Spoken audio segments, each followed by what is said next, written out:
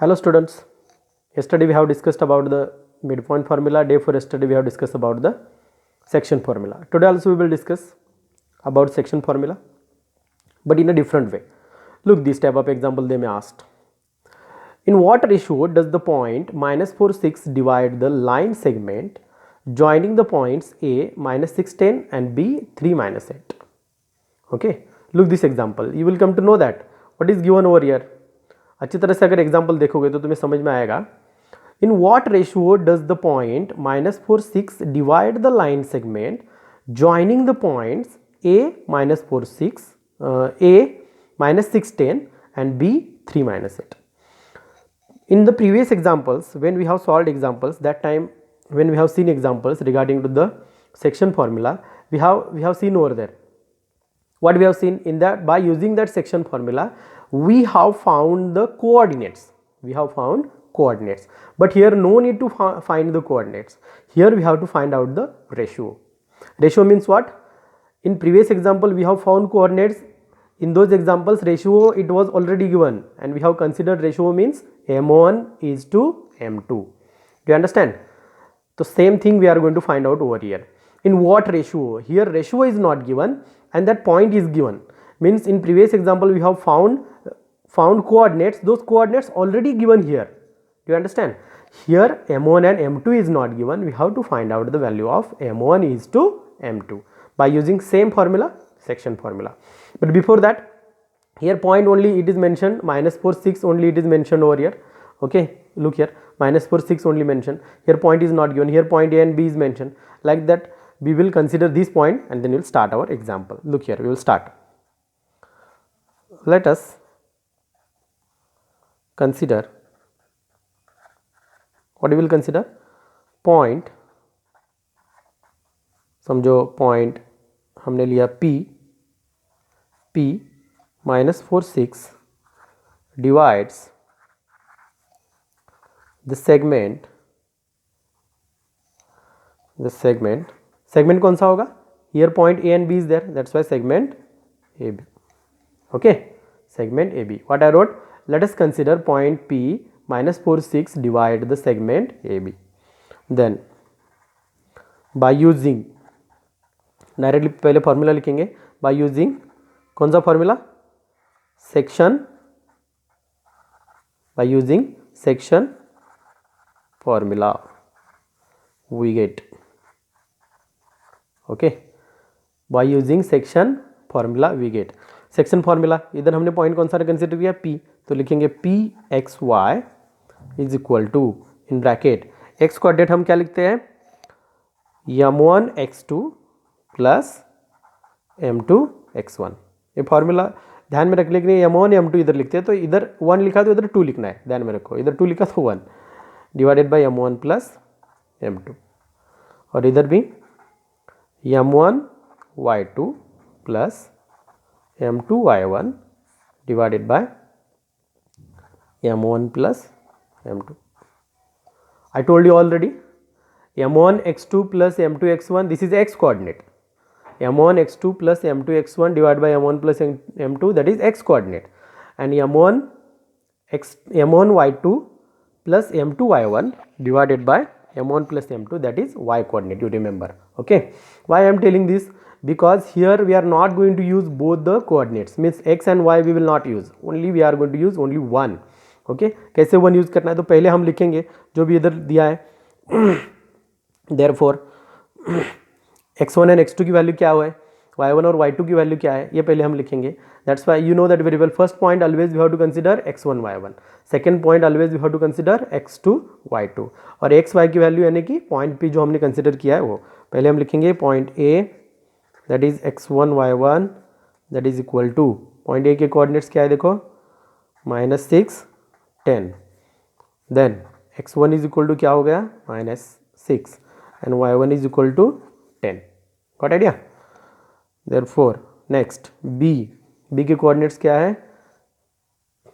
हम कंसिडर करते हैं इधर क्या, x2 y2 is equal to 3 minus 8.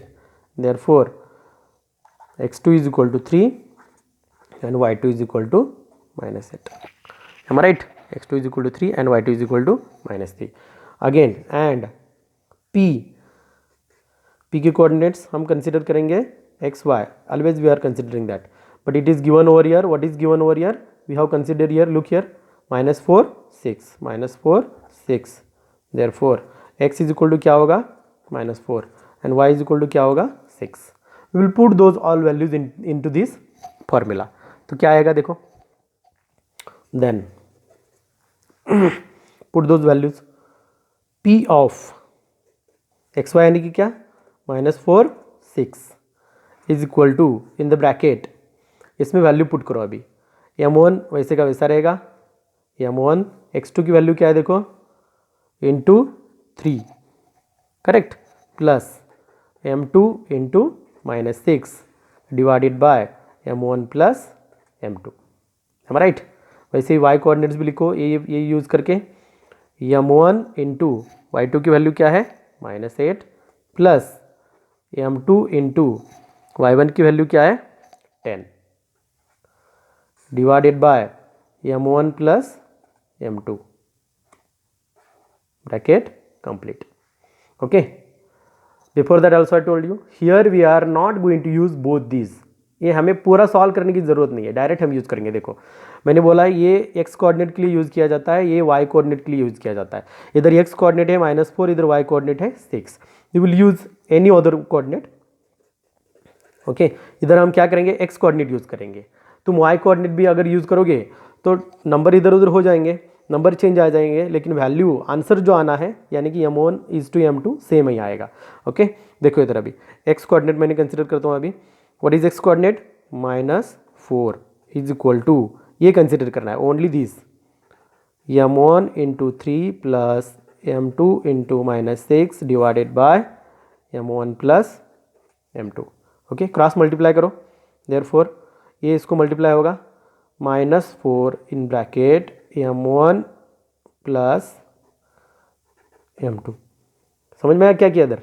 इस -4 से ये जो m1 प्लस m2 है इसको मल्टीप्लाई किया, इज इक्वल टू बचेगा क्या? देखो इधर 3 इंटू m1 यानी कि 3m1 प्लस इंटू माइनस क्या होगा?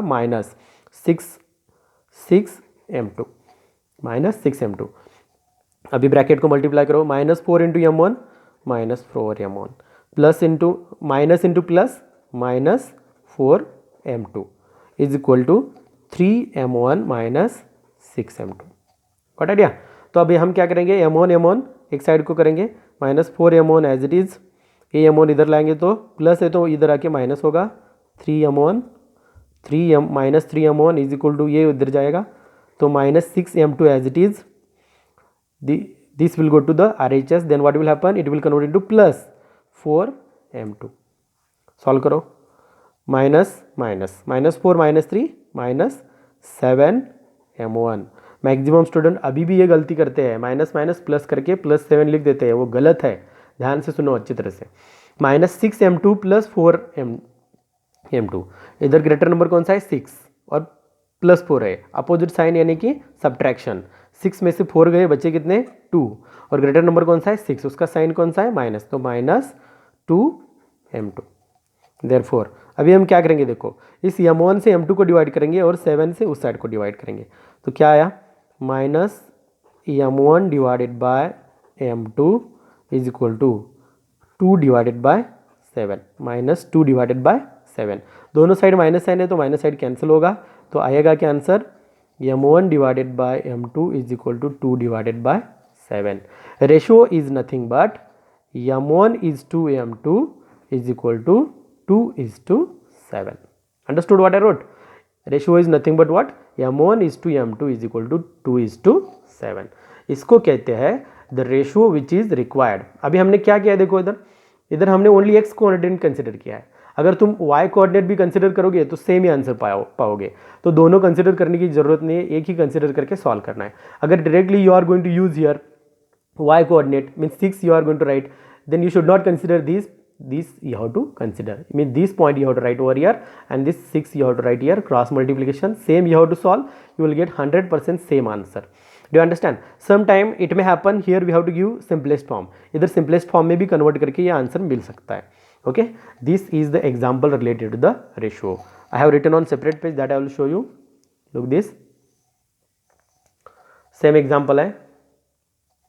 In what ratio does the point minus 4 6 divide the line segment joining the points A minus 6 10 and B 3 minus 8?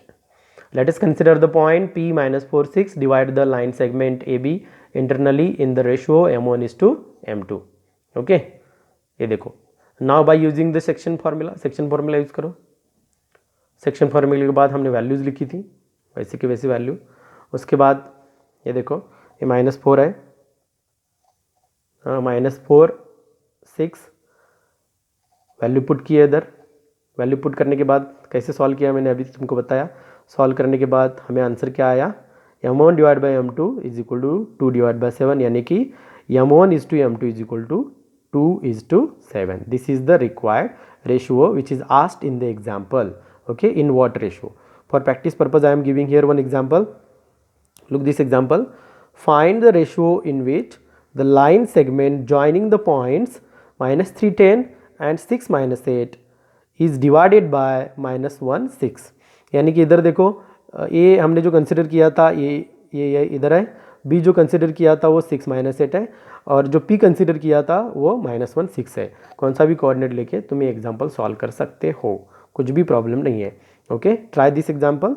Remaining questions and examples will continue in the next video. Thank you.